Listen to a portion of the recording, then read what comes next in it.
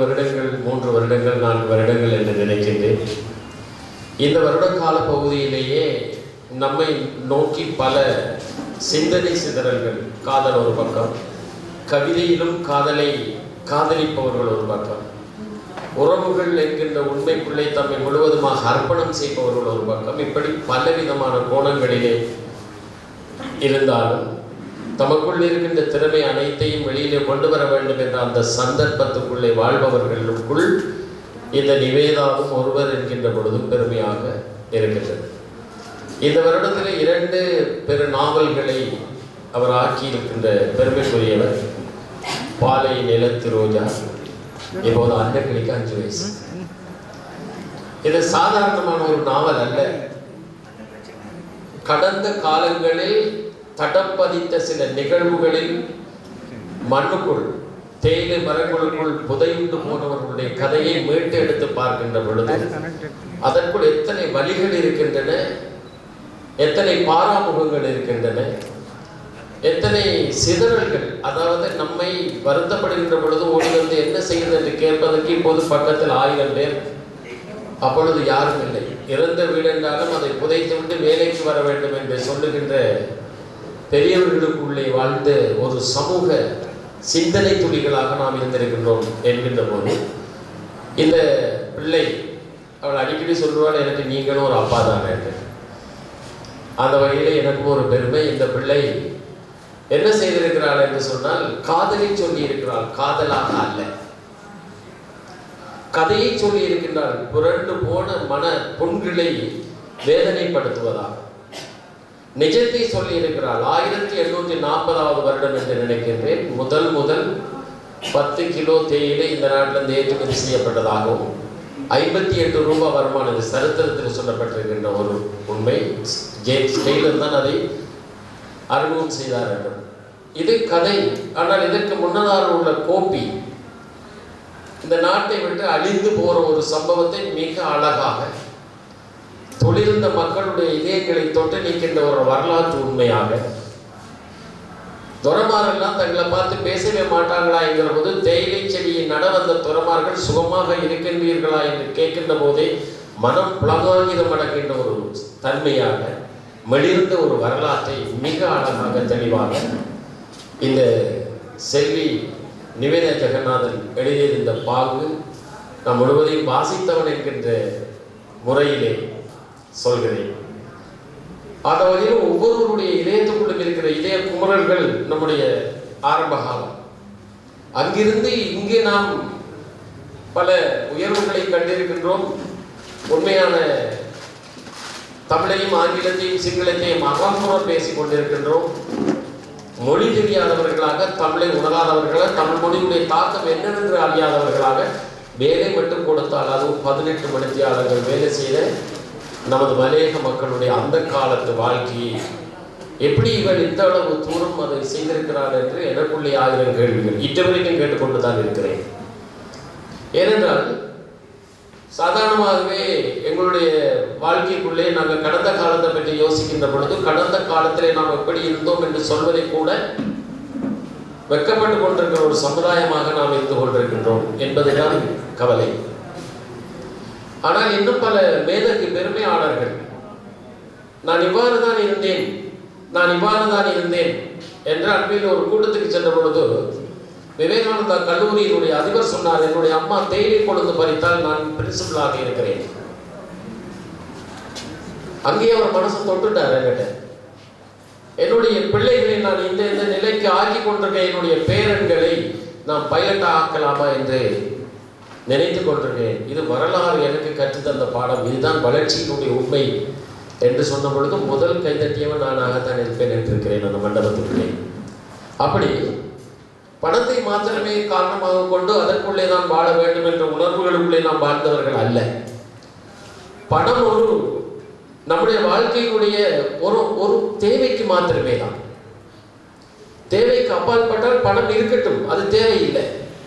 தேவை என்பது என்ன? அந்த காலத்தில் சொன்னாங்க 3 தேவைகள் தான். அந்த 3 தேவைகளுக்காகத்தான் முழுவதுமாக பாடுபட்டிருக்கிறோம்.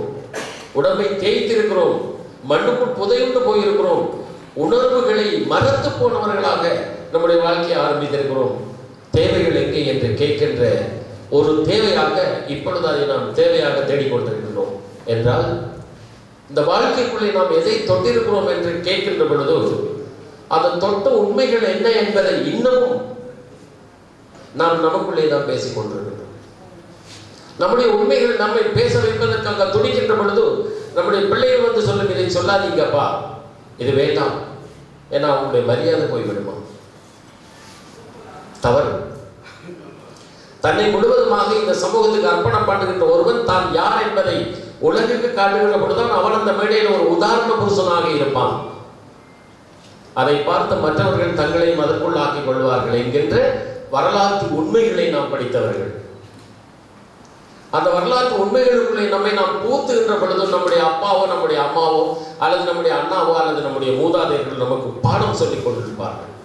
முயற்சி பண்ணு, முடிவடைந்து விடாதே, தேறி வா, திகழ்ந்து நிலை, உன்னை மேடையிலே உருவாக்கிக் கொள்ளு, உன்னுடைய சபைக்குள்ளே நீ இருந்தால் உன்னை மற்றவர்கள் பார்க்க வேண்டும் என்ற அந்த உணர்வை ஏற்படுத்தி என்று அவர்கள் கற்றுத்தந்த பாடம் இன்று எமக்குள்ளே வாழ்ந்து கொண்டிருக்கிறது என்றால் அது மிக இல்லை. இளைஞர்கள், முதியவர்கள், இப்போ முதியவர்கள் தான், அப்போ இளைஞர்கள், இப்போ இளைஞர்கள் தான் இனி வரும் காலத்தில் முதியவர்கள், எல்லாம் ஒரு பாடம். ஆனால் நாம் என்ன சொல்லுகிறோம் என்று தெரியாமலே இளைஞர்கள் முதியவர்களையும் முதியவர்கள் இளைஞர்களையும் குறை சொல்லிக் கொண்டிருக்கிற ஒரு சமுதாயத்துக்குள்ளே தான் நாம் இன்னும் இருந்து கொண்டிருக்கின்றோம் என்றால் அது எனக்கு ஆன விடை என்னவென்று தெரியவில்லை. ஒரு மனிதன் எவ்வாறு தன்னை முழுவதுமாக பெருமைப்படுத்திக் கொள்ளுகிறான் என்று கேட்கின்ற போது அவனுடைய கல்விதான் அதற்கு உதாரணம். அங்க இருக்காரு மேல்மாகாண கல்வி பணிப்பாளர், ஓயாது உழைத்து படிப்பவருடைய தன்னுடைய பிரதான கடமை என்பதை உணர்ந்து பாடசாலையில் ஆசிரியராகி ஆசிரியர், அதிபராகி அதிபர் தன்னை முழுவதுமாக இந்த பரீட்சைக்குள்ளே முற்று முழுதாக ஈடுபடுத்துகின்ற பொழுது இன்று மேல்மாகாண சபை பணிப்பாளராக அவர் இருக்கின்றார். அவர் ஒரு ஏழை பெற்ற பிள்ளைதான். நான் நினைக்கின்றேன், அது தவறாக இருந்தால் என்னை மன்னித்துக் கொள்ள வேண்டும். இப்படி ஒவ்வொருவருக்குள்ளேயும் ஒரு ஏழை என்கின்ற ஒரு வார்த்தை இருக்கிறது. அதுதான் உண்மையாகும்.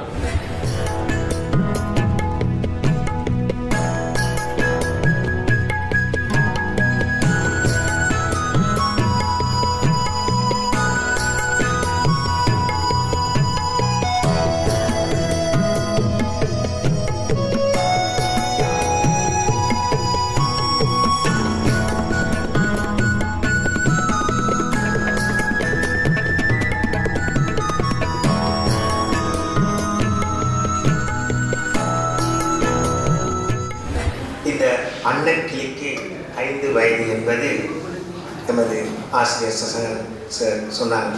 அந்த புத்தகத்தை படித்த நான் பார்க்கவே இல்லை. இருந்த போதிலும் அந்த வயது உண்மையிலே இளம் வயது, 5 வளையாதது 50 வளையாது என்பார்கள்.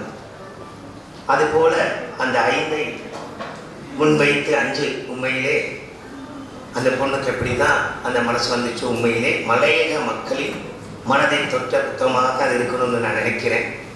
இந்த செல்வி நிவேதாவின் தொண்டு உண்மையிலே இந்த 5 வகை 5 அந்த குழந்தைக்கு 20 வயதாக இருந்தாலும் 50 வயது வரும்போது ஒரு பெரும் எழுத்தாளராக இலங்கையில் திகழ வேண்டும் என நாம் அனைவரும் பிரார்த்தித்து அனைவருக்கும் நன்றியுடையவராக சொல்கின்றேன். சுவாமியை சொல்லுங்கள். செல்வி நிவேதா ஜெகநாதனின் 2வது நாவல் வெளியீடு இன்று இடம்பெற இருக்கின்றது. அவருடைய 2வது நாவலை வாசித்த ஒரு சிலர் என்ற வகையில் அந்த எதிர்பார்ப்பு வீண் போகாது என்ற உறுதிமொழியையும் நான் உங்களுக்கு கூறிக்கொண்டு, பொதுவாக நாவல்கள் சிறுகதைகள் வாசிக்கின்ற பழக்கம் என்னிடம் இல்லை. நான் பெரும்பாலும் அகடமிக்கான ரீடிங்ஸ் தான் கூடுதலாக வாசித்திருக்கிறேன். குறிப்பாக அரசியல் விஞ்ஞானம், சர்வதேச உறவுகள் தொடர்பான வாசிப்பு தான் என்னிடம் இருந்தது. ஆனால் தமிழ் சங்கத்திலே தமிழை படிக்க தொடங்கிய பின்னர், குறிப்பாக பேராசிரியர் யோகராஜா அவர்களுடைய உந்துதலினாலும் வழிகாட்டலினாலும் சில ஈழத்திலே எழுந்த நாவல்களை வாசிக்க தற்போது ஆரம்பித்திருக்கின்றேன். அந்த வரிசையிலே செல்வி நிவேதா ஜெகநாதன் எழுதியுள்ள இந்த அன்னக்கிளிக்கு 5 வயசு என்ற நாவலையும் நான் வாசித்தேன். இந்த நாவலை கையில் எடுத்த போது அதனை திருப்பி கீழே வைக்க முடியாத அளவுக்கு அந்த நாவலை தொடர்ந்து வாசிக்க வேண்டும் என்கின்ற சுவாரஸ்யமும் விறுவிறுப்பும் இந்த கதையிலே வீறு கொண்டிருந்ததை நான் அவதானித்தேன். கதை முழுவதும் மிகவும் சுவாரஸ்யமாக இருந்ததோடு இந்த கதையில் வரக்கூடிய இந்த பிரதான கதாபாத்திரமான பூங்கோதைக்கு இந்த நிலைமை ஏற்படுவதற்கு யார் காரணம் என்ற அந்த தூண்டுதல் இந்த கதை முடிவு வரை என்னை கொண்டு சென்றிருந்தது. உண்மையிலே அவருடைய பெண்மை தோற்றுவிடவில்லை, அந்த பெண்மை அடைக்கலம் அடைந்துள்ளது என்று இந்த நாவல் பெண்ணியம் பேசுகின்றது. குறிப்பாக இந்த நாவலினுடைய முன்னுரையில் கூட நாவலாசிரியர் அந்த பெண்மையை வெளிப்படுத்துவதைத்தான் தன்னுடைய நோக்கமாக கூறியிருந்தார். அந்த நோக்கமும் கூட ஒரு வகையில் வெற்றி அடைந்துள்ளது என்றுதான் கருத வேண்டும். ஏனெனில் காலனித்துவ காலப்பகுதியில் மூழ்கிருக்கக்கூடிய பெண்ணியம் தொடர்பான சிந்தனைகளினுடைய பின்புலத்திலே இந்த கதை நகர்ந்து சென்றாலும் கூட இந்த கதையிலே மலையக மக்களின் வாழ்வியலை பிரதிபலிக்கக்கூடிய சமூக, பொருளாதார, அரசியல், கலாச்சார, பண்பாட்டு அம்சங்கள் இந்த கதையினுடைய கதை பின்னணியிலே இணைந்தோடி இருக்கின்றமையை நாங்கள் காணக்கூடியதாக இருக்கின்றது.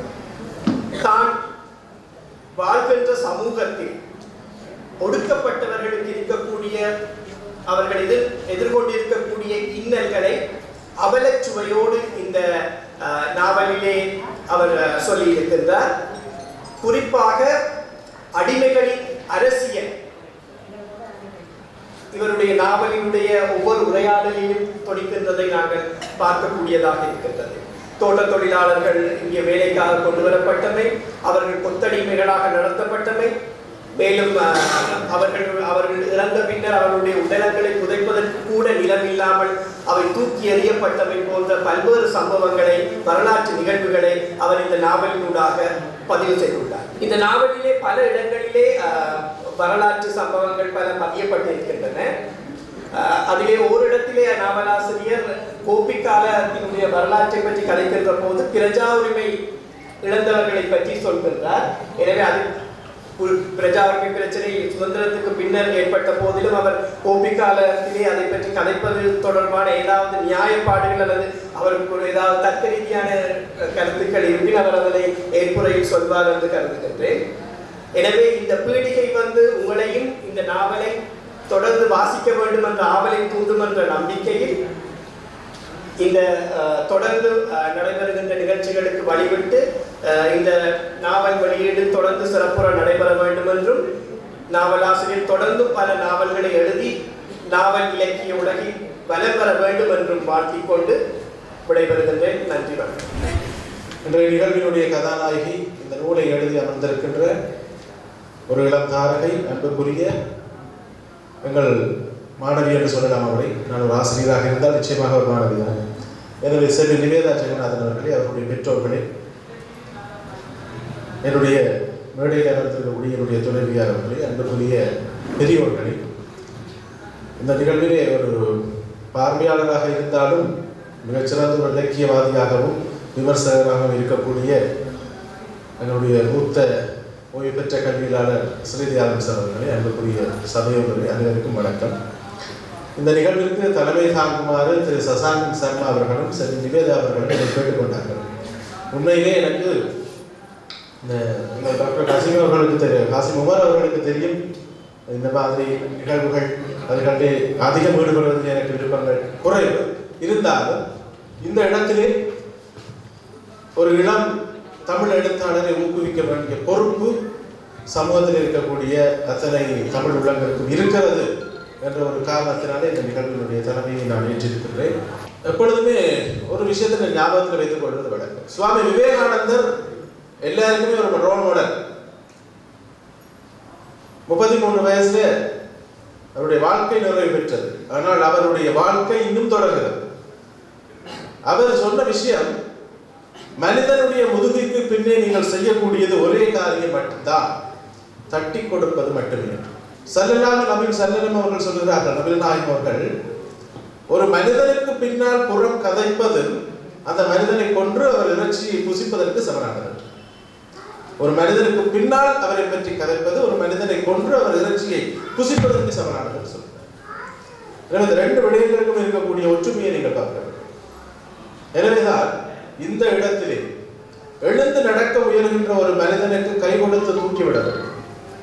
ஒரு இளம் எழுத்தாளரை இந்த சமூகத்திற்கு அறிமுகம் செய்து வைப்பதிலே தமிழர்களாகி நாங்கள் பெருமை கொள்ள வேண்டும். அதில் இருக்கிற சரிபடையெல்லாம் பிறகு கோப்பு யுகத்திலே நிகழ்ந்த சில சம்பவங்களை கற்பனையால் தொடுத்து அழகாக வரிகளிலே இணைத்து அந்த வரலாற்று பின்னணியை புரளாமல் சேர்த்து ஒரு அழகான சிறுகதையை உருவாக்கி இருக்கிறார். இன்றைக்கு எங்களுக்கு ஒரு கதை வாசிக்கிறதுக்கே நேரம் இல்லை. யோசிப்பாங்க எவ்வளவு பெரிய புத்தகத்தை இந்த எழுதுறதுக்கு எவ்வளவு செலவழிச்சு கொண்டே நெற்றிலே இருக்கிற கதை கூட எங்களுக்கு தெரியாது, வாசிக்க மாட்டோம். கதை வாசிக்கிறதுக்கு எங்களுக்கு டைம் பிஸி. நாங்கள் ஒரு கடிதமே எழுத முடியாத எங்கள் இளம் தமிழர்களுக்கு மத்தியிலே ஒரு கதை புத்தகம் எழுதின இந்த பெண்ணை நாங்கள் பாராட்ட வேண்டுமா இல்லை?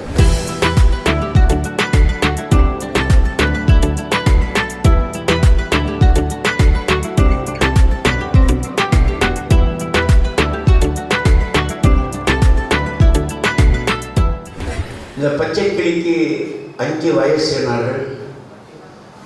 பச்சை கிளியை காணல. அந்த பச்சை கிளி, இந்த நிவேதா என்ற பச்சை கிளிக்கு 5 வயசா என்னன்னு புரியல. இந்த 5 வயசு என்கிற பொழுது இது எதை அடிப்படையாக கொண்டு இந்த நாவல், இந்த 5 என்கிற பொழுது இலக்கத்திலே 5 5 என்றால் பயம் என்கின்ற ஒரு அர்த்தம் உண்டு. அஞ்சுதல், 5 முகம் தோன்றில் 6 முகம் தோன்றும். எனவே இந்த ஒரு பயந்த முகத்தோடு இந்த பச்சை கிளி இருக்கிறதா என்கிற ஒரு சந்தேகம் இருக்கின்றது. இந்த இளம் வயதிலேயே ஒரு சிறப்பான முறையிலே இதற்கு முன்பும் பாலைவன ரோஜாக்கள் என்கின்ற ஒரு நாவலை வெளியிட்டிருந்தார்கள். இந்த பச்சை கிளிக்கு இந்த 5 வயசு, இந்த 5 என்கின்ற இலக்கமே ஒரு வித்தியாசமானது. இது சமய ரீதியாகவும் சமூக ரீதியாகவும் பல்வேறு சிறப்புகள் கொண்டது. ஈசானந்த புருஷம் அகோரம் வாமதேவம் சத்யோயாகம் என்று இறைவனுக்கு 5 முகங்கள். அதே போல ஒவ்வொரு மனிதருக்குள்ளும் இந்த கண்மை இந்திரியங்கள் 5, ஞான இந்திரியங்கள் 5 என்று சொல்வார்கள். அதே போல பஞ்சகவ்யங்கள் என்பது 5, பால், தயிர், நெய், கோச்சரம், கோமயம். இந்த 5 5 5 என்று பலவற்றை எல்லாம் சிறப்பாக சொல்லக்கூடியது. இங்கே இந்த நிவேதாவுக்கு அவருடைய பெற்றோர்கள் பூர்ணமான ஒத்துழைப்புகள், அவருடைய சகோதரர்கள் அவ்வளவு பாசமான சகோதரர்கள். எனக்கு இந்த 2 அண்ணா மாதிரி தெரியும். ரொம்ப அவ்வளவு சிறப்பாக அந்த தங்கையினுடைய இந்த முயற்சிக்கு அவர்கள் சிறப்பான முறையிலே ஒத்துழைப்புகளை கொடுத்துக் கொண்டிருக்கின்றார்கள். தொடர்ந்தும் அவர்கள் இது போன்ற இன்னும் பல நாவல்களை எழுத வேண்டும்.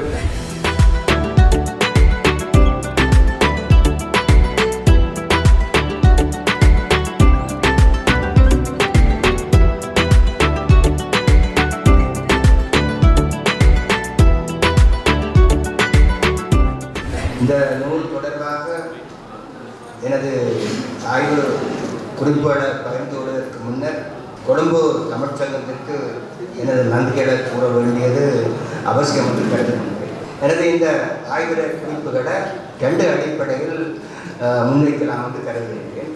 ஒன்று, இதுவரை மலையத்திலே வெளிவந்த மலையம் சார்ந்த நாவலோடு ஒப்பிட்டு அந்த பின்னணியில் இந்த நாவலுக்குரிய இடத்தை இனம் கண்டுகொள்வது. இன்னொன்று, பொதுவாக நாவல் இலக்கிய வடிவம் என்பது உலகளாவிய ரீதியில் ஒரு வலிமை வாய்ந்த வலுவான பலமான இலக்கிய வடிவம். அந்த அடிப்படையில் நின்று இந்த நாவலிலே அந்த நாவல் இலக்கிய வடிவத்துக்கான ஆக்கக்கூறுகள் எந்த அளவுக்கு வெளிப்படுகின்றன என்பதனை இனங்காட்டு. இந்த அடிப்படையில் தான் எனது ஆய்வு குறிப்புகளை உங்களோடு பகிர்ந்து கொள்ளலாம் என்று முன்வந்திருக்கின்றேன். முதலிலே மலையத்திலே இன்று வரை வெளிவந்த நாவல்களின் பின்னணி, அந்த நாவல் உட்பட்டு இந்த நாவலுக்குரிய இடம் என்ன என்பதை பற்றி சுருக்கமாக கூறுவது பொருத்தம் என்று கருதுகிறேன். பொதுவாக மலையத்திலே வெளிவந்த நாவல்கள் பேசுகின்ற பொருள் அடிப்படையில் இவ்வாறு வகுத்துக் கொள்ளலாம் என்று கருதுகிறேன். ஒன்று, பெரும்பாலான நாவல்கள் 20ஆம் நூற்றாண்டுக்குரிய மலையத்திலே வாழ்ந்து கொண்டிருக்கின்ற 20ஆம் நூற்றாண்டு சார்ந்த தேயிலை தோட்டத்திலே வாழ்க்கை நடத்தி வருகின்ற அந்த தொழிலாளர்களுடைய வாழ்க்கையை அவர்களது வாழ்க்கை சார்ந்த அடிப்படையில் 20ஆம் நூற்றாண்டுக்குரிய அந்த தொழிலாளருடைய வாழ்க்கை, அந்த தொழிலாளருடைய வாழ்க்கையில் காணப்படுகின்ற அடிப்படை பிரச்சனைகளை பேசுகின்றன கணிசமான நாவல்கள். சில நாவல்கள் நிர்வாகத்தோடு தொடர்பட்ட நிர்வாக மட்டத்தில் சுரண்டல்கள் பற்றி பேசுகின்றன. வேறு சில நாவல்கள் தொழிற்சங்க நடவடிக்கைகளை பற்றி வெளிப்படுத்துகின்றன. இன்னும் ஒரு சில நாவல்கள் சினிமா சாஸ்திரிக்கு ஒப்பந்தம் கட்டி அந்த களத்தில் இருந்து கொண்டு சில கருத்துக்களை முன்வைக்கின்றன. இன்னும் சில நாவல்கள் பேரினவாத ஒடுக்குமுறையை பற்றி கண்டுகொள்கின்றன. இவையெல்லாம் 20ஆம் நூற்றாண்டில் வெளிவந்த இன்னும் வெளிவந்து கொண்டிருக்கின்ற மலையை சார்ந்த பெரும்பாலான நாவல்கள். ஆனால் மலையகத்தை பொறுத்தவரையில் மலையக சமூகத்தினுடைய வருகை 19ஆம் நூற்றாண்டு அளவில் நிகழ்ந்தது. அந்த பின்னணியில் மலையகம் சார்ந்த 19ஆம் நூற்றாண்டுக்குரிய அந்த மக்களுடைய வாழ்க்கை முறையை பேசுகின்ற நாவல்கள் மிக குறைவாக தான் காணப்படுகின்றன. அந்த அடிப்படையில் 3 நாவல்களை குறிப்பிடலாம். ஒன்று, நீங்கள் பல அறிந்த இந்த தூரத்து பயிற்சி என்ற நாவல். அங்கிருந்து தென்னிந்தியாவில் இருந்து அவர்கள் புறப்பட்ட அந்த சுருக்கமான அந்த சூழல், அதுக்கு பின்னர் இங்கே அவர்கள் நடத்துகின்ற அந்த வாழ்க்கை முறை, அந்த வாழ்க்கையில் அவர்கள் எதிர்கொள்கிற பிரச்சனைகள் இவற்றை தான் பேசுகிறது. அடுத்ததாக இன்னொரு நாவல் கண்ணன் காதலன் என்ற நாவல். அண்மையில் தான் அந்த நாவலை பற்றிய விரிவான கருத்து முன்வைக்கப்பட்டிருந்தது. அந்த நாவலும் அங்கிருந்து வந்து கொண்டு இங்கே வாழுகின்ற மக்களுடைய கஷ்டங்களை பற்றி பேசுகிறது. இவையெல்லாம் 19ஆம் நூற்றாண்டு பின்னணி அடிப்படையாக, இந்த 19ஆம் நூற்றாண்டு பின்னணி அடிப்படையாக கொண்டு மிக விரிவாக பேசுகிற ஒரு மிக முக்கியமான ஒரு நாவல் மலையத்திலிருந்து சில ஓரிரு வருடங்களுக்கு முன்னம் வெளிவந்தது. அதான் இந்த பஞ்சம் படைக்க வந்த சீமை என்ற முன்னாள் சிவலிங்கம் அவர்களுடைய இந்த நாவல். அந்த நாவல் மிக விரிவாக இந்த 19ஆம் நூற்றாண்டிலே தென்னிந்தியாவில் இருந்து அந்த இங்கே தோட்டத்தில் வேலை செய்வதற்கு புறப்பட்ட அந்த மக்களுடைய அந்த வாழ்க்கை முறை, சூழல், என்ன பிரச்சனைகள் அவர்களை இங்கே தள்ளியது என்றும், பிறகு அவர்கள் வழிநடுவிலே மேற்கொண்ட மிக நீண்ட பயணங்களும், அந்த நீண்ட பயணத்திலே இருந்த பேரவலங்களும், பின்னர் இங்கே வந்து அவருடைய அந்த வாழ்க்கை முறை மிக குறிப்பிட்ட காலகட்டத்தில் அந்த வாழ்க்கை முறை எவ்வாறு அந்த வாழ்க்கை முறை என்னென்ன பிரச்சனைகளை எதிர்கொண்டார்கள் பற்றி பேசுகிறது. அதிலும் கோப்பி யுகம் பற்றி இங்கே சுருக்கமாக தான் பேசப்படுகிறது. இந்த 3 நாவலுமே மிக தெளிவாக விரிவாக ஆரம்ப காலத்திலே உங்களுக்கு தெரியும், மலைய நாட்டிலே தேயிலை தான் கோப்பி தான் பயிரிடப்பட்டது. அந்த பின்னணியிலே கோப்பி காலகட்டத்து மக்களுடைய வாழ்க்கையை இவை சுருக்கமாக சொல்லுகின்றன, அல்லது முதலப்படுத்தி சொல்லுகின்றன, அல்லது பிறகு நடந்த தேயிலை தோட்டத்து மக்களுடைய தேயிலை தோட்டத்தில் வேலை செய்கிற அந்த காலகட்டத்து மக்களுடைய வாழ்க்கையை கலந்து பேசுகின்றன. அப்போ இந்த பின்னணியில் பார்க்கின்ற பொழுது இருந்தாலும் கூட ஏதோ ஒரு விதத்திலே 19ஆம் நூற்றாண்டு அந்த மக்களுடைய வாழ்க்கையை தான் இந்த 3 நாவலும் பேசுகின்றன. இப்படி பார்க்கிற பொழுது, இந்த தளத்தில் பார்க்கிற பொழுது இந்த நாவல் மட்டும்தான், இந்த வெளியிடப்பட்டுள்ள இந்த நாவல் மட்டும்தான் மிக விரிவாக கோப்பி காலகட்டத்தை களமாக கொண்டு அந்த காலகட்டத்து மக்களுடைய வாழ்க்கையை எதிர்கொண்ட பிரச்சனைகளை முதல் முறையாக விரிவாக பேசுகின்ற ஒரு நாவலாக காணப்படுகிறது. அந்த பின்னணியில் இந்த நாவலுக்கு மலைய நாவல் வரலாற்றில் மிக மிக முக்கியமான இடம் இருக்கின்றது நான் கருதுகிறேன். 19ஆம் நூற்றாண்டிலே அவர்கள் எந்த அளவுக்கு அங்கே ஆரம்ப காலத்திலே அவர்கள் அந்த நாட்டில் எதிர்கொண்ட பிரச்சனையும் அவர்கள் நிகழ்ச்சிய மிக நீண்ட பயணம் பற்றி பஞ்சம் பிடைக்க வந்த சீமை என்ற நாவல் விரிவாக பேசுகிறது சொன்னால், அந்த நாவலும் கூட கோபி காலகட்டத்தை பேச வேண்டி இருந்தாலும் கூட மிக விரிவாக பேசல இந்த நாவல். அந்த பின்னணியில் சற்று விரிவாக முதல் முறையாக கோபி காலகட்டத்து மக்களுடைய வாழ்க்கை முறையை பற்றி பேசுகின்ற ஒரு முதல் நாவல் இந்த நாவல் குறிப்பிடலாம்.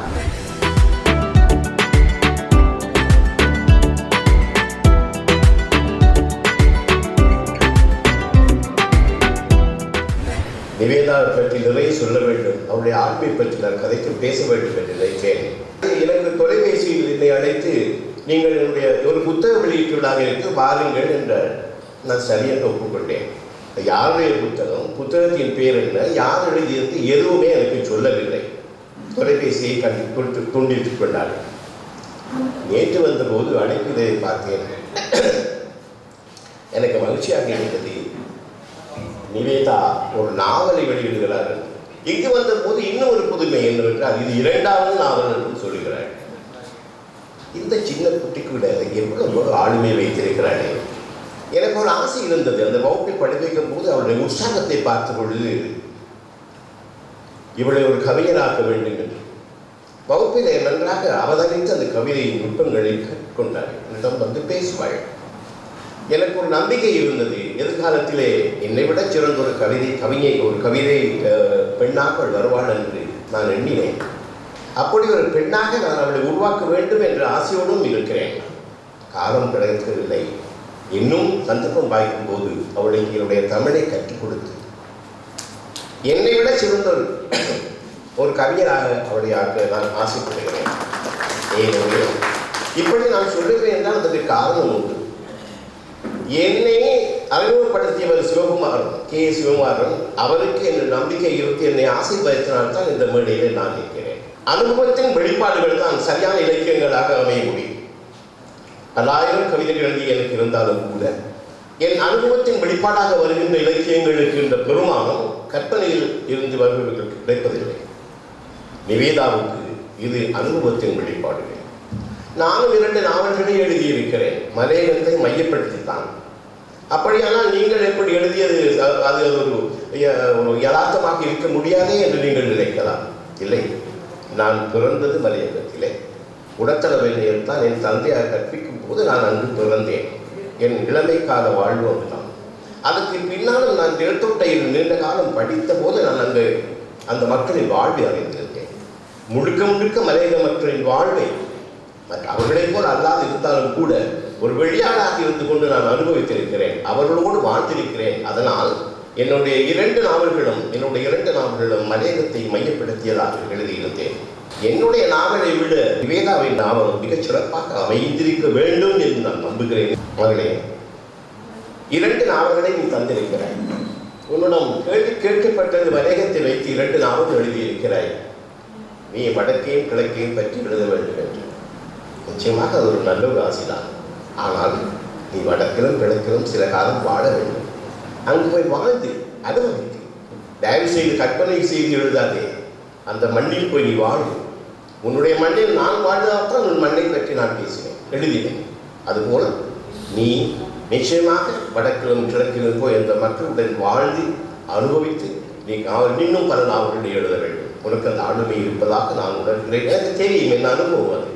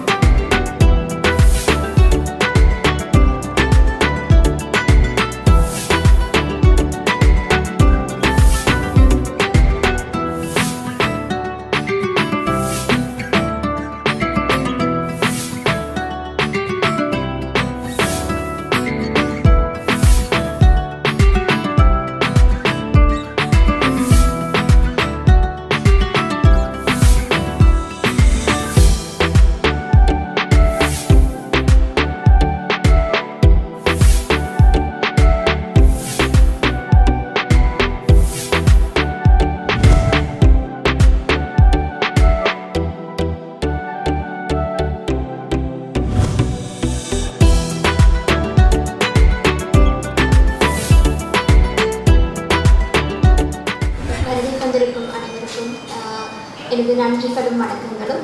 இந்த கதை அண்ணக்கிளிக்கு 5 வயசு. இந்த நாவல் என்னவென்றால் இது கோபி காலம் சார்ந்த ஒரு நாவல். இதை ஏன் எழுத வேண்டும் என்று எனக்கு ஒரு கேள்வி. எனது ஊரிலே இப்போது ஒரு 89-90 வயது நிரம்பிய ஒரு முந்தாட்டி, அவர்களின் பெற்றோர் எல்லாம் கோபி காலத்தில் வாழ்ந்தவர்கள். நிறைய கதை ஊரில் இருக்கும்போது அவர்கள் எடுத்து கூறிய கதை நிறையவே இருக்கும். இருக்கும். நான் இதையெல்லாம் விளையாட்டாக எடுத்துக்கொள்வது இதெல்லாம் உண்மை அல்ல, இதெல்லாம் பொய்யாக இருக்கும் என்று.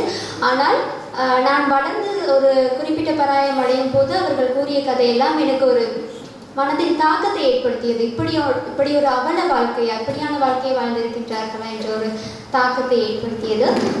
காலப்போக்கில் இடம்பெயர்ந்து கொழும்புக்கு வந்ததால் அவர்களிடையே உரையாடுவதற்கான வாய்ப்பு குறைந்து விட்டது. ஒரு 2 வருடத்திற்கு முன்னர் நான் எனது சொந்த மண்ணிற்கு சென்றிருந்த போது மீண்டும் அவர்களை சந்திக்கும் ஒரு வாய்ப்பு கிடைத்தது. நிறைய விடயங்களை கூறினார்கள். இப்படியெல்லாம் இருந்தது, இப்படியெல்லாம் நாங்கள் அந்த காலத்தில் இப்படியெல்லாம் இருந்தோம், இதுதான் எங்கள் வாழ்க்கை அப்படின்னு சொல்லி. அது மட்டும் இல்லாமல் ஊரில் உள்ள சிலர் நான் அந்த கதையில் சொல்லியிருக்கேன். என்னன்னு சொன்னால் துரைன்னு சொல்கிறது அந்த ஊரை ஆடுற ஒருத்தவங்க, அது வெளிநாடுகள்லேருந்து வந்து அந்த ஊரை சொந்தமாக எடுத்து அவங்க தான் அதுக்கு பொறுப்பு. அவங்க வந்து அவங்க சொல்கிறது தான் வேத வாக்கு, அவங்க என்ன சொன்னாலும் செய்யணும் அப்படின்ற மாதிரி ஊரில் உள்ள ஆட்கள் எல்லாம் அடிமையாக இருந்தாங்க. கோபி காலத்து வாழ்க்கையை எப்படி உங்களுக்கு நீங்கள் கோபி காலத்தை பற்றி படிச்சிருந்தா தெரியும். கோபி காலத்தை பற்றி அறிகிறதுக்கு நிறைய நூல்கள் இல்லை, குறிப்பிட்ட சில நூல்கள் தான் இருக்குது. அப்போ நான் யோசித்தேன், கோபி காலம் சம்மந்தமாக பெருசாக எதுவுமே இருக்கலை தானே. அப்போ நம்ம ஒரு கதையில் கோபி காலத்திட்ட வாழ்க்கையை பற்றி சொல்லிட்டா அது ஈஸியாக இருக்கும்ல. ஏன்னா இந்த காலத்தில் உள்ளவங்கள்ட்ட கோபி காலத்தை பற்றி சொன்னாலும் யோசிப்போம், கோபி காலமாக அது எப்போ இருந்துச்சு அப்படின்னு சொல்லுவாங்க. தேயிலை காலம் இந்த காலத்தில் நிறைய பேருக்கு தெரியாமல் இருக்குது. இதுவரைக்கும் இருந்த சமுதாயத்தை விட இனி வளர்ந்து வர சமுதாயத்துக்கு தெரியணும், ஆரம்ப காலம் இப்படி ஒரு காலம் மலையகத்தில் இருந்துச்சு, கோபி காலம்னு ஒன்று இருந்துச்சு, இதில் என்னென்ன நடந்துச்சு அப்படின்ற விஷயங்களை வந்து இனி வர சந்ததிகள் தெரிஞ்சுக்கணும். அது மட்டும் இல்லாமல் இந்த வாழ்க்கையில் வந்து இந்த துரைமாரால் அடிமைப்படுத்தப்பட்ட வாழ்க்கையில் மக்கள் அனுபவித்த கொடுமைகள். ஆனாலும் அந்த நேரங்களில் பெண்ணியம் எப்படி காக்கப்பட்டுச்சு, பெண்கள் வந்து அடிமைப்படுத்தப்பட்டாங்க. நான் கதையில் கூட நிறைய இடத்துல சொல்லியிருக்கேன். இப்போ கங்காணி மாறால் பெண்கள் வந்து அடிமைப்படுத்தப்படுறது, வேலை வாங்குறது, இப்படியான விஷயங்கள்லாம் இருக்குது.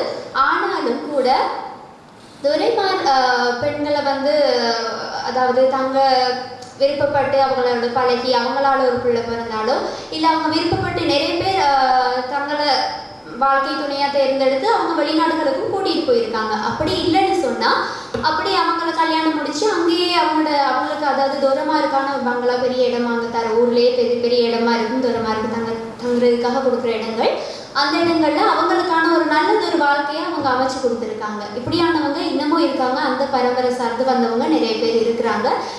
அவங்க பார்க்க வெளிநாட்டிலேருந்து வர துரைமார்னா பார்க்கவே தெரியும், கலர்லையும் அவங்களோட பேச்சிலையும் அவங்களோட எப்படி வித்தியாசங்கள்னு தெரியும். ஊரில் உள்ள ஆட்களுக்கும் இந்த துரைமாருக்கும் நிறையவே டிஃப்ரெண்ட் இருக்கும். ஊரில் உள்ள ஆட்கள் இப்போ எல்லாம் காலங்கள் மாறிட்டு வருது, ஆட்களும் மாறிட்டாங்க. ஆனால் முன்னே காலத்தை எடுத்து பார்த்தீங்கன்னு சொன்னால் அந்த கோபி காலத்தில் வந்து கருப்பினம் அப்படின்லாம் சொல்கிறாங்க. கூலி கருப்பினம் அப்படின்னு கருப்பினம் சொல்கிறாங்கன்னா அவங்க எல்லாம் ஒரே மாதிரி கருப்பு கலராக கொஞ்சம் அழகு அப்படின்னு சொல்கிற அளவுக்கு இல்லாமல் ஒரு கருப்பு கலராக எல்லாம் ஒரே மாதிரி நிறத்தில் இருப்பாங்க. அந்த மாதிரி எல்லாம் ஒரே மாதிரி இருக்கிற நேரத்தில் இந்த துரைமார் வந்து வரும்போது அவங்க மட்டும் அதில் வித்தியாசமாக இருப்பாங்க. அவங்களுக்கே பார்க்க பொறிப்பாக இருக்கும். இந்த ஆக்கள்லாம் கண்ணத்தில் கை வச்சு பொறிப்பாக பார்ப்பாங்க. இப்படி ஒரு வெள்ளைக்கார துரையா, வெள்ளைக்காரர், அதில் இன்னமும் ஊர் பக்கம் வெள்ளைக்காரன்னு அந்த வார்த்தை வந்து பாவிக்கப்படுது. இப்படியான சமூகம் சார்ந்து இப்படி வெள்ளைக்கார துரைமாரால் அந்த ஊரில் உள்ள பெண்கள் கல்யாணம் முடிக்கப்பட்டு அவங்களுக்கு பிறந்த பிள்ளைகள் அந்த வம்சம் இன்னமும் இருக்கு ஊரில். இது ஒரு உண்மையான கதை. அப்போ இந்த கதையெல்லாம் சேர்த்து பார்க்கும்போது தான் ஏன் நம்ம இப்படி ஒரு கதை வந்து எழுதக்கூடாது அப்படின்னு தோணுச்சு. ஸோ அதனால தான் இந்த கதையை எழுதினேன். பிரஜா உரிமை பற்றி பேசியிருக்கேன்னு சொன்னால், பிரஜா உரிமை வந்து எனக்கும் அது கொஞ்சம் சந்தேகமாக தான் இருந்துச்சு ஆரம்பத்தில். அப்போ நான் அவங்கள்ட்ட கேட்டு தெரிஞ்சுக்கிட்டேன். என்னென்னா அந்த பாட்டின்ற அப்பாண்ட அப்பா, அந்த கதையெல்லாம் கொஞ்சம் நான் கேட்டு தெரிஞ்சவங்க அவங்க சொன்னாங்க. அந்த பாட்டின்ற அப்பாண்ட அப்பா வந்து பச்சை ஜிப்போ ஏதோ சொல்லி அதில் கடத்திட்டு போனாங்களாம். அவங்களுக்கு இங்கே இருக்க உரிமை இல்லை அப்படின்னு அந்த காலத்தில், அது ஆரம்ப காலத்தில், அதாவது கோபியின் இறுதி கட்டம், தேயிலண்டு வளர்ச்சி அந்த கட்டத்தில் நடந்த சில கதைகள் தான் இது அப்படின்னு அவங்க சொன்னாங்க. ஸோ அதனால தான் அந்த கதையை நான் இணைச்சிருக்கிறேன். இன்னொன்று என்னென்னா, பெண்ணியம் எப்படி காக்கப்பட்டுச்சு, அப்படி அந்த கங்காணிமாரால் அடிமைப்படுத்தப்பட்டு பெண்கள் வந்து துன்புறுத்தப்பட்டாலும் கூட துரைமாரால் பெண்கள் வந்து துன்புறுத்தப்படலை. அதே மாதிரி அந்த ஆட்கள் வந்து என்ன செய்தாங்கன்னு சொன்னால், தான் வந்து துரமாறுன்றது பெரிய ஒரு வர்க்கத்தினர், பெரிய சமூகம். அவங்கள வந்து சாமி அப்படின்னு தான் கூப்பிட்டு பேசியிருக்கிறாங்க. அவங்க என்ன செஞ்சாலும் அது சரி, அவங்க என்ன கேட்டாலும் நம்ம தரணும், அவங்க என்ன சொன்னாலும் அதை செய்யணும், அவங்க சொல்கிறத மறுக்கக்கூடாது அப்படின்ற மாதிரி. ஏன்னா அப்படி ஒரு அடிமை வாழ்க்கையில் வாழ்ந்ததால் அதனால கற்பு அப்படின்றதும் கூட தான் வந்து விரும்பி போயிட்டு விபச்சாரி ஆகணுமோ அப்படின்னு சொல்லி அவங்க தன்னை ஈடுபடுத்திக்கல. அது வந்து துரமாறால அவங்க ஒரு இந்த கதையில நான் சொல்லியிருக்கேன், பூங்கோதைன்றவங்க. பூங்கோதை வந்து அந்த ரோபர்ட் எட்விட் மேல காதல் கொண்டிருக்காங்க. அந்த காதல் காரணமாக தான் அவங்க கூட அப்படி பழகுறாங்க. அதுக்காக ஒரு புள்ள ஒன்று பொறுக்குது. அதுக்கு இடையில வந்து ரோபர்ட் வந்து விட்டுட்டு மறுபடியும் அவங்களோட சொந்த நாட்டுக்கு போயிடுறாரு, நாடு விட்டு நாடு போயிடுறாரு. இவர் தனக்கு பொறுக்கிற பிள்ளைய வந்து எப்படி வளர்க்குறா, ஒரு ஆரம்பத்தில் தன்னம்பிக்கை இல்லாமல் இருந்தாலும் இறுதியில் ஒரு தன்னம்பிக்கை வருது, எப்படியாவது இந்த பிள்ளையை நம்ம காப்பாற்றணும். எப்பயாவது ஒரு தடவை அவங்களோட அந்த துரைண்ட மகன் அந்த பிள்ளையோட அப்பா வந்து கேட்டால் நல்லபடியாக இதுதான் உங்களோட பிள்ளைன்னு சொல்லி ஒப்படைக்கணும் அப்படின்ற ஒரு தன்னம்பிக்கையில் இருக்கிறாங்க. கடைசி வரைக்கும் அவள் போராடுறா. அந்த பிள்ளை ஊமையாக இருக்குது, 5 வருஷமாக பேசாமல் இருக்குது. அவளோட வாழ்க்கையில் அதெல்லாம் பெரிய ஒரு இன்னலாக இருக்குது. அதையெல்லாம் கடந்து வந்து ஒரு குறிப்பிட்ட ஒரு 5 வருஷத்துக்கு இடையில அது தேயிலை காலத்தின் ஆரம்பமும் கூட. அந்த நேரத்தில் அவள் எதிர்பாராத டைமில் அந்த பிள்ளைக்கு பேச்சு வருது. அதே சந்தர்ப்பத்தை அவள் பேசுகிற அந்த சந்தர்ப்பத்தில் அந்த துரை வந்து அந்த பிள்ளையின் அப்பா அவர் வந்து அந்த காலத்தில் கடிதம் மட்டும் தான் இருந்துச்சு, தொலைபேசியெல்லாம் அவ்வளோ பாவனையில். அப்போ அந்த கடிதம் மூலமாக யாரோ சொல்லி தெரிஞ்சுக்கிட்ட சில விஷயங்களை வச்சு அதோட அவராக அறிஞ்சிக்கிட்ட விஷயங்களை வச்சு அவர் மீண்டும் வந்து பூங்கோதையை பார்க்க வராரு. அப்போ வந்து தன்னை ஒதுக்கி வச்ச சமூகத்துக்கு அவள் சொல்கிறா தன்னோட பெண்மை வந்து இவர்கிட்ட தான் அடைக்கலமானது அப்படின்ற சொல்லி. ஸோ இப்படி வந்து பூங்கோதைன்றது ஒரு விஷயமாக தான் நான் எடுத்தேன். இது மாதிரி நிறைய சம்பவங்கள் நடந்திருக்கு மலையகத்தில். இப்படியெல்லாம் நிறைய நடந்திருக்கு. இன்னமும் அவங்களோட பரம்பரை சார்ந்த ஆட்கள் வாழ்ந்துட்டு இருக்காங்க. எனவே இப்படியான இந்த கதைகளை எழுதும் போது பழைய விஷயங்களை வந்து மீண்டித்து பார்க்குற மாதிரி இருக்கும். இப்போ வந்து என்னன்னாலும் எழுதலாம், காதல் கதை, நிறைய காதல் கதை எழுதலாம். இது வந்து நான் எழுதும்போது என்னென்னா காதல் மட்டும் இல்லாமல் அந்த வாழ்க்கை அந்த காலத்தில் எப்படி வாழ்ந்தாங்க, இப்படி அவங்களோட வாழ்க்கை பின்னணியை பற்றி எழுதியிருக்கிறேன்.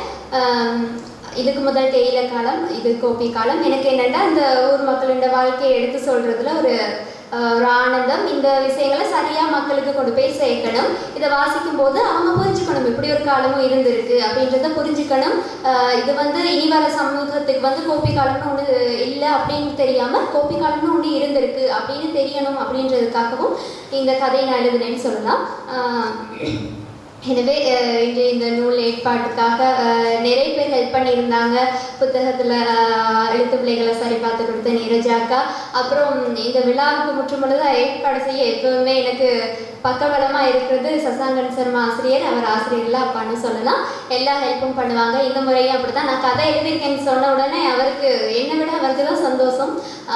எழுதிட்டியா, அடுத்த கதை எழுதிட்டியா, போன முறை புக் முடிஞ்சு ஒரு 1 வீக்லேயே சொன்னார் அடுத்த கதை எழுதி ஸ்டார்ட் பண்ணிட்டியா அப்படின்னு கேட்பாரு.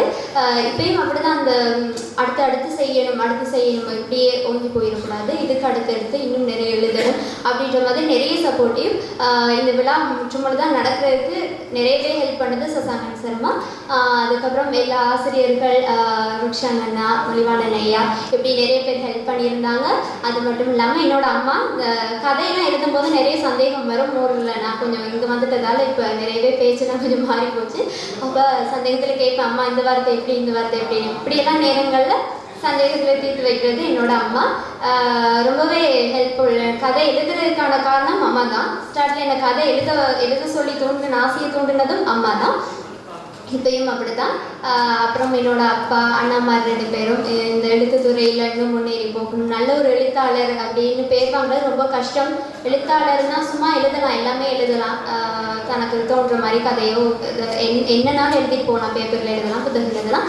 ஆனால் நல்ல எழுத்தாளர் அப்படின்ற பேர் பெற்றது வந்து ரொம்பவே கஷ்டம். அது நிறையவே இன்னும் நம்ம முயற்சி செய்யணும், நிறைய எழுதணும், நிறைய எழுத்தாளர்களோட ஆசீர்வாதம் வேணும், அவங்களோட அறிவுரையை கேட்டு நடக்கணும். எனவே இன்றைய விழாவிற்கு ஏற்பாடு செய்து கொடுத்த அனைத்து நல்லுள்ளங்களுக்கும் மனமார்ந்த நன்றிகளை தெரிவித்துக் கொண்டு விரைவில் மற்றும் ஒரு புத்தக வெளியீட்டு விழாவில் சந்திக்கும் வரை உங்களிடமிருந்து விடைபெற்று நன்றியை கூறுகிறேன்.